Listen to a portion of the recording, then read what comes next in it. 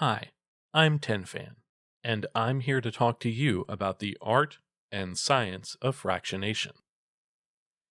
As part of the lesson, I'd like you to pay attention to how you feel right now. Take a snapshot in your mind of how awake you feel in this moment. Good. We'll come back to that later. Now, you've somehow found this file, so I think there is at least a part of you that is aware of that word, fractionation. It's as common in hypnosis language as pocket watches, words like relaxation, drop, and sleep. Surely that didn't drop you into trance, right? But if you've been paying close attention to all of your hypnosis readings, your lessons and classes, then it may be that your mind is just soft enough for that to work. But for now, I'd like you to be more awake and more aware, at least for the next little bit here. Okay, good. And that is perhaps your first lesson in this class about fractionation. At its heart, fractionation is the idea that going into and out of trance, either quickly or over time, leads to a subject being in an increasingly deeper state of trance. For the purposes of this lesson, we'll not get into the idea of hypnotic depth. It's more complicated than you'd think, or not think as the case may be. For now, let's just assume that deeper trance has this meaning: that every time a subject, like yourself, finds themselves slipping down into trance, when it happens one time after the other, the feelings that you associate with hypnosis become more pronounced. If you're relaxed in hypnosis, fractionation is making you even more relaxed each time. If you're focused in hypnosis, fractionation is making that feeling of focus even stronger. If you're suggestible in hypnosis, fractionation is making you even more suggestible. It happened again, didn't it? You got lost in my voice, and my tone, and my words, and you let yourself drift back down again. The good news, beside the fact that you're slipping even deeper into trance, is that it's a lovely time for you to notice the difference in how this moment of trance feels compared to the one before. Are you feeling more relaxed, or would you say that you're more focused?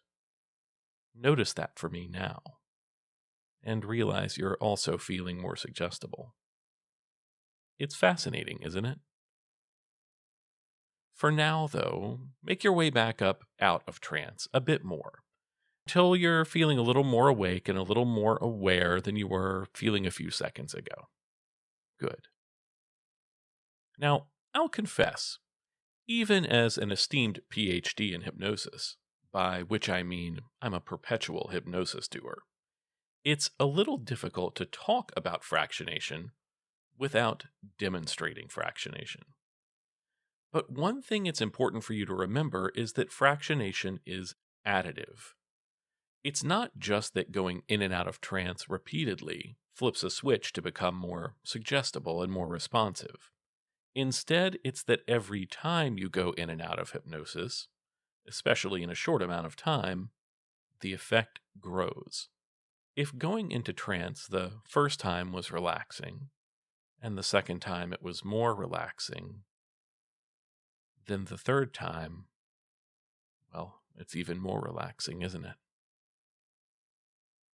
And if the first time my voice made you feel more focused on my words, or the sound of my voice, and the second time made that feeling even stronger, then by the third time you may be finding that my voice is the only sound your mind cares to notice at all.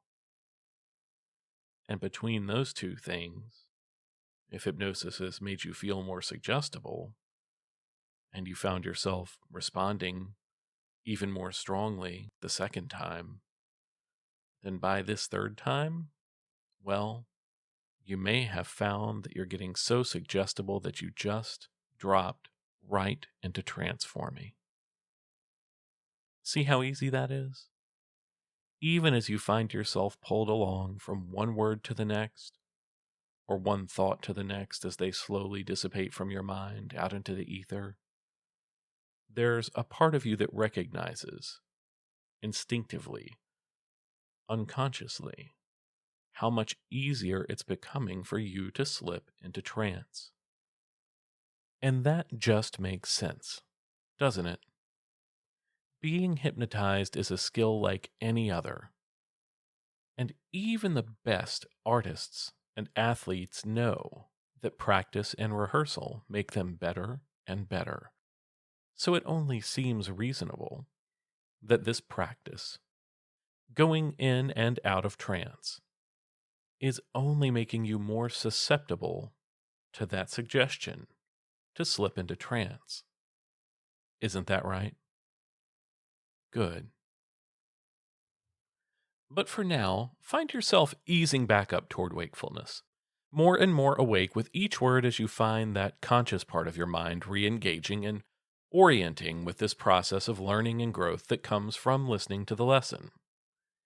Now, we must address a particularly interesting element of fractionation, which is this. When you've gone into trance a few times back to back, the process of waking up from trance becomes a bit more challenging. That's because you're not really coming fully out of trance at this point. It's like a wave on a chart where the ups and downs don't quite even out. You start out awake and aware and then slide down, down, down into trance quite deeply. Right as you come back out of trance and begin that climb back up, you realize you've started to slip back down again. So even if the drop feels the same, you're starting from lower and dropping deeper. Only then you climb back up just enough to realize you're less awake than you were a moment before. And then you feel that drop. And you slide back down as easily as before. But now the bottom is lower, and you sink even deeper. And the climb back up feels even more daunting.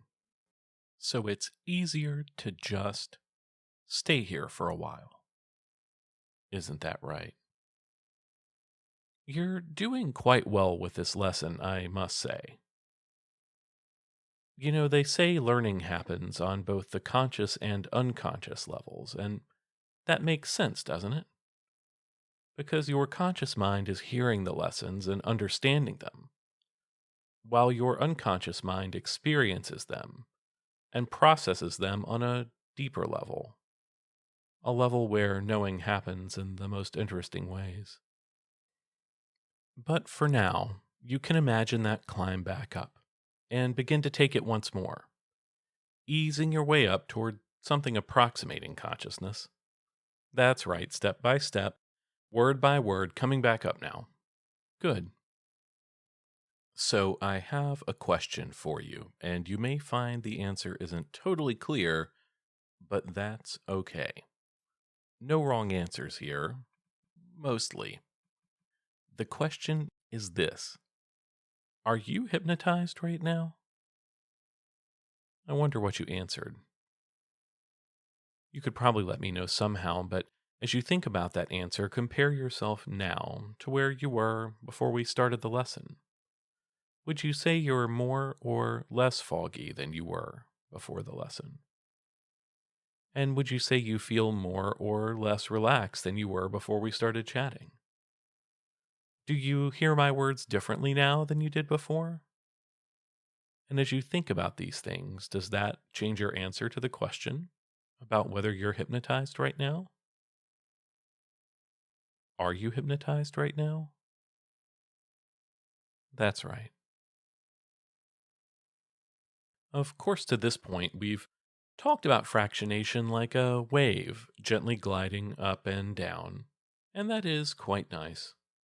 An easy slide down and an easy rise back up. You have some time to catch your breath, to reorient. But fractionation doesn't always work that way. Sometimes it's faster, more intense.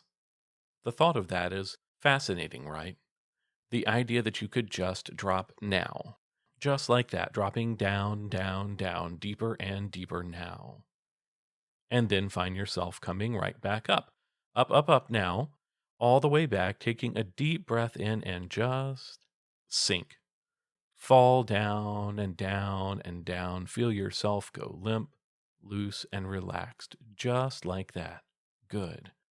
And as you come back up, up, up, you just as quickly go down, down, down into trance, dropping faster, falling farther, letting everything go, and feeling that every time you come up, up, up, like right now, and then go down, drop, sink, fall down, sleep, letting everything go, and feeling that every time you come up, up, like right now, and then go down, drop, down, sink, down, fall, down, and sleep. The bottom only seems to fall farther and farther out beneath you. This time, I'll count to 5 to bring you up. 1, 2, 3, 4, and 5. And if I can count up, then I guess that means I can also count down 5, 4, 3, 2, 1, and 0. Down you go. Deep you drop. Sleeping and sinking deeper and deeper. This time, let's try counting to 10 to really see how well you can try to come back up out of trance. 1, 2, 3, that's good. Letting yourself come up at 4, 5, 6, just awake enough now to go 5, 4, let it happen. 3, 2, 1, and 0.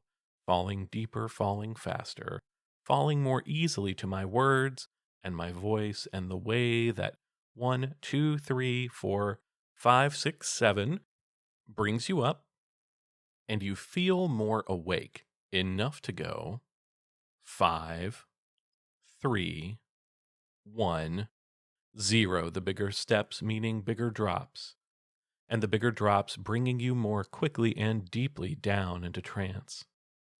And you realize now that you're dropping more deeply than you anticipated you might in this little lesson. And that's a good thing. It's just a sign that you're paying really close attention and learning more and more how easy and interesting fractionation can be. But for now, let's actually bring you up. No tricks, no misdirection, just a simple count up from 1 to 10. 1, 2, 3, that's right, coming back up now. 4, 5, 6, you're doing well, just feeling more aware of your body and the room around you. 7, 8, 9, almost all the way back now. Moving your body, taking a deep breath, and 10, all the way back. Good. Now, you may recall that at the very beginning of this class, I asked you to take a snapshot of how awake and aware you felt. I'd like you to recall that snapshot now and compare how you feel now to how you felt then. Would you say you're as awake now as you were then? Would you say you're more relaxed now than you were then? Here's a homework assignment for you that you can complete in the comments of this file. What does fractionation feel like to you? As you think about that, you might recognize the cumulative effect of fractionation. Every drop into trance and every reawakening leaves you just a little bit fuzzier, a little bit dreamier, a little more compromised than you were initially. And even after a nice long wake up, some of those effects remain at least for a while. As a subject, that's a key piece of information to keep in mind. It can be to your benefit as you explore deeper trances and more interesting suggestions, but it can also be a liability. When you've been hypnotized a lot, repeatedly, it's very important to learn to recognize that difference between all the way awake and just fractionated awake. especially when it comes to your safety. Now, as I've been talking the last minute or so, I suspect your mind has already been getting clearer, and you can feel that happening even more now. I hope you've enjoyed this lesson as part of your hypnosis studies, and I look forward to hearing about your homework assignment. Thanks for listening.